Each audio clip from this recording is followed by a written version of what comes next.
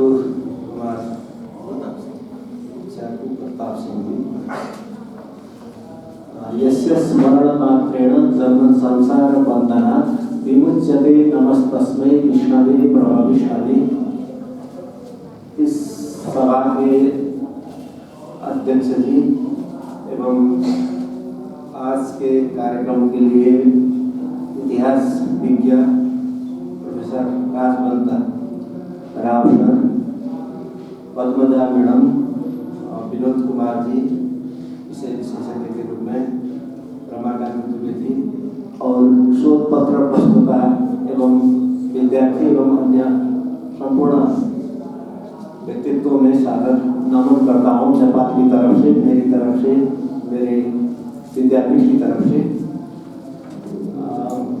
बहुत ही महत्वपूर्ण कार्यक्रम कल से यहाँ प्रारंभ हुआ है।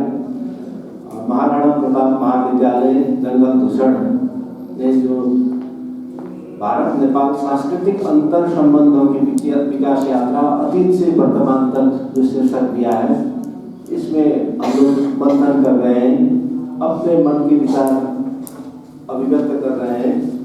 इस क्रम में आज जो कार्यपत्र भी कुछ प्रस्तुत हुए, उनमें भी नेपाल से संबद्ध अध्ययन को प्रस्तुत किया गया है। इसके लिए मैं आभार प्रकट करता हूँ। वास्तव में वेद में एक ऋचा है, देवो शांतिरंतरिक्षगो शांति पृथ्वी शांति राम। नेपाल की नीति और राष्ट्र नीति इसी में अवलंबित है।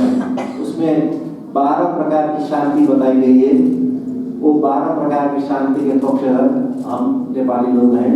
हमारा नेपाली मन उस तरह का है। वेद में ही एक और मंत्र है, यतो यतः शमी हसे ततो नो अभयं कुरु संदः कुरु प्रजाभ्यो भयं न पशुभ्य। हम लोग प्राणी मात्र को नहीं, पशु पंक्षी भी हमसे न डरे, नजीक में डुले घूमे। संपूर्ण प्रकृति, वनस्पति,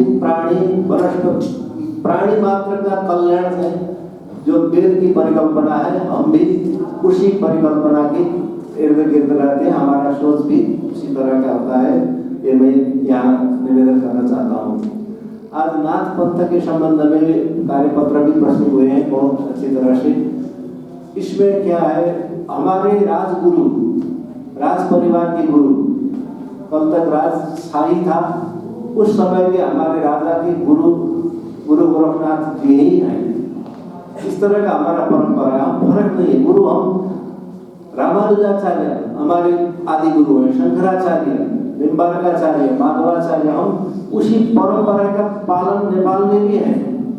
परसों एक कार्यक्रम था नेपाल में, वहाँ निजानंद संप्रदाय, ये कृष्ण प्रणामी बोलते हैं वहाँ पर, वो संप्रदाय भी वहाँ पर है, जो यहीं के राजस्थान से विकसित हुआ है। इस तरह से ईसा के 8वीं शताब्दी के शंकराचार्य करीब 10वीं शताब्दी के रामानुजाचार्य, वहाँ तब से अब तक हम यहीं के आचार्यों को अपना आचार्य मानते हैं, उसी परंपरा का अनुसरण कर रहे हैं। हम तो फर्क महसूस करते ही नहीं, बाटो है। दूसरी तरफ जो जहाँ कुंभ मेला, यहीं के 4 धाम में कुंभ मेला लगते हैं, हम यहाँ पर आते हैं, चाहे तो प्रयाग हो, नासिक हो अथवा हरिद्वार हो। यहीं के 4 मठ, गोवर्धन पीठ हो अथवा तीसरा पीठ हो, उसी मठ के उत्तराधिकारी हमारे यहाँ भी हैं। नेपाल भारत का संबंध, पटक पटक राम का नाम भी आ रहे हैं। राम को हम कितना सम्मान करते हैं, माया देते हैं। हमारे दामाद हैं, हमारे जवाई राजा हैं, जो हम सारे भारतवासियों को इसी तरह से देखना चाहते हैं, देखते हैं। ये हमारे संबंध का एक महत्वपूर्ण पक्ष है।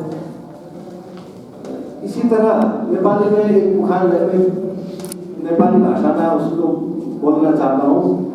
एउटै सिरानी गरेर सुतेपछि कहिलेकाहीँ घोडा लाग्छ नै सहनुपर्छ। इसका आशय होता है, एक ही तकिया में सोने पर कभी कभार पैर लग जाता है, उसको सहना पड़ता है। हम लोग जब एक छिमेकी, एक मित्र राष्ट्र है तो साथ में रहते हैं, तो कभी ससाना त्रुटि, कभी कमजोरी हो सकती है, तो उसको सहना मचाना पड़ता है। तो घर परिवार में होता ही रहता है। इसको बड़ी बात के रूप में, इश्यू के रूप में लेना नहीं चाहिए। नेपाली लोग जब से सक्षम हो रहे हैं, जब से वो जानने लगते हैं, तब से भारत प्रति सम्मान श्रद्धा प्रकट करते हैं। कोई काम के सिलसिले में, कोई पठन पाठन के सिलसिले में, कोई सीखने के लिए भारत में आते हैं, भारतीय लोग भी वहाँ पहुँचते हैं।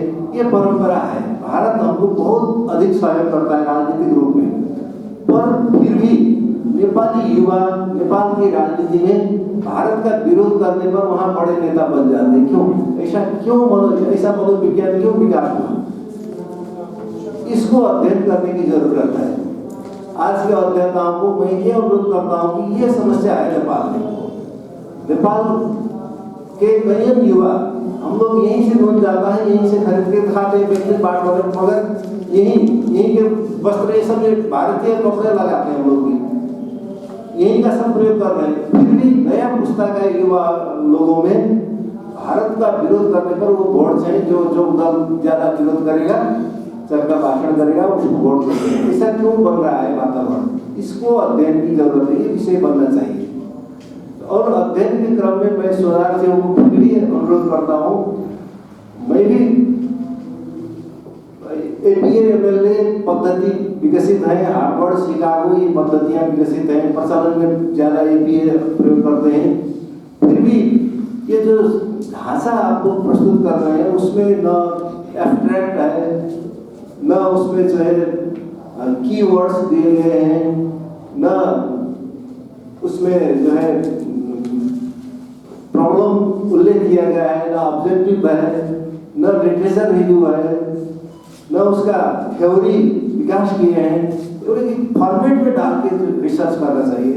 इस तरह के कार्यक्रम में प्रस्तुत होने वाले कार्यपत्र अथवा प्रस्तुति फाइंडिंग क्या है, उसके जो है रेफरेंसेस क्या है, किस किताब से उल्लेख किया गया, आपने जो अभिलेख की बातें की है वो अभिलेख किस किस को स्रोत मान के किया या स्थलगत अध्ययन किया, सर्वेक्षण किया, रिसर्च की जो मेथोडोलॉजी सामान्य प्रक्रिया होती है उसको पालना करेंगे तो इसमें शून्य सुगंध बन जाएगा।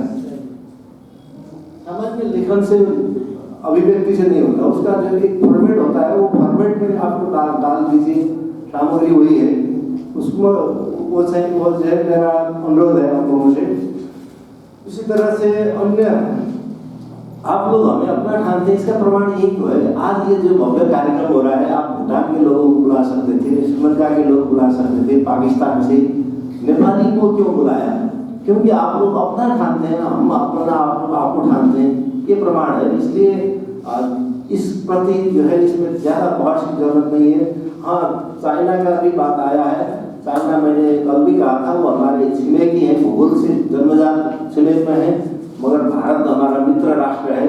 मित्र होने के कारण मित्रता के अंदर हम कभी कभी गुनाशा भी कर सकते हैं, अपनी पीड़ा भी भोग सकते हैं, अपना दुख सुख सुधार सकते हैं, आपका दुख सुख में हम सहभागी हो सकते हैं। और हाँ, हर एक नेपाल के प्रत्येक समस्या में भारतीयों ने हमें सहयोग किया है। हम इस गुण का भूल नहीं सकते हैं, हम कृतज्ञ नहीं हो सकते, कृतज्ञ हो है हम लोग नेपाली लोग। एक बात कर सकता है इसमें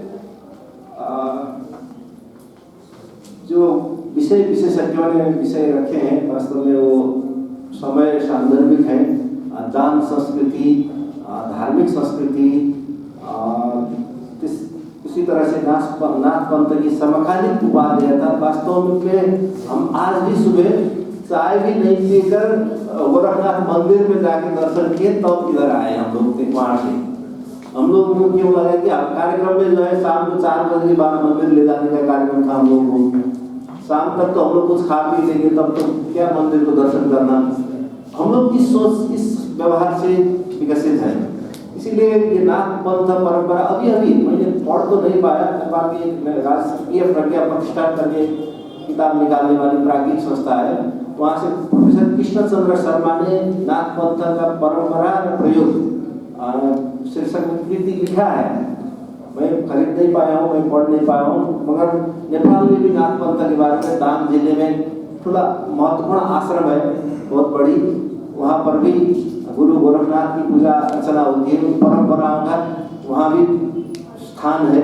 इसलिए यहाँ गोरखनाथ तो एक पवित्र भूमि है, जिस भूमि में आप लोग रहते हैं। आप सबको मैं गोरखनाथ के अनुहार के रूप में देख रहा हूँ, इसीलिए आप सबको प्रणाम करता हूँ। और ये जो शालीन ढंग से बैठे विद्यार्थी हैं, जिज्ञासु हैं, आपकी ये जिज्ञासा देखकर मैं धन्य धन्य हूँ, क्योंकि कहीं कोई हल्ला नहीं, अपना बात और सुन रहे हैं, उनका विषय हो ना हो, सबका इतिहास विषय भी नहीं हो सकता, सबको नेपाल के संबंध के बारे में भी जानकारी नहीं हो सकती, फिर भी आप लोग जो जिस अनुशासन से यहाँ बैठे हैं, ये देखकर एक प्राध्यापक पढ़ाने वाले शिक्षक के हैसियत भी मैं बहुत प्रसन्न हूँ। और आज उठे विषय के बारे में यहाँ इतिहास की मर्मज्ञ व्यक्तित्व हैं, मैं भी उनसे बहुत कुछ सुनना सीखना चाहता हूँ। अतः मेरी बातें यहीं समाप्त कर मैं विदा होता हूँ। जय तो संस्कृतम सरस्वती शुभकामनाएं।